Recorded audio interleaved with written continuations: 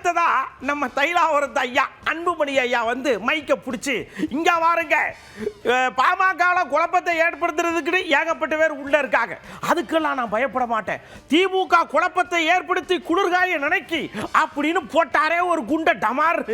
எங்கேயா திமுக அங்க வந்து குழப்பத்தை ஏற்படுத்துறாங்கன்னு எல்லாரும் மண்டை பிச்சுக்கிட்டு இருக்காங்க. நம்ம கட்சியை பலவீனப்படுத்துவதற்கு சூழ்ச்சிகள் நடந்து கொண்டிருக்கிறது. இதை நீங்கள் புரிந்து கொள்ள வேண்டும். நீங்கள் புரிந்து கொள்ள வேண்டும். நடக்கிற குழப்பத்திற்கு ஐயாவோ நானோ மத யாருமே இல்லை. இதற்கு யார் வில்லன்னா திமுக தான் வில்லன்.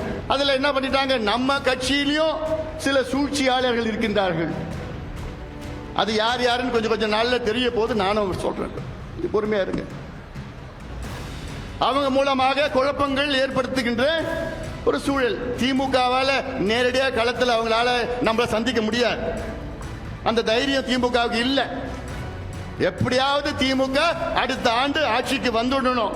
அதற்கு எந்தெந்த கட்சி எதிரில் யார் யார் இருக்காங்களோ எப்படியாவது உடைக்கணும், பிளவணும், குழப்பம் பண்ணணும், அந்த எண்ணத்துல தான் இப்ப நடவடிக்கைகளை இறங்கி இருக்கிறாங்க. இது வெற்றி பெறாது.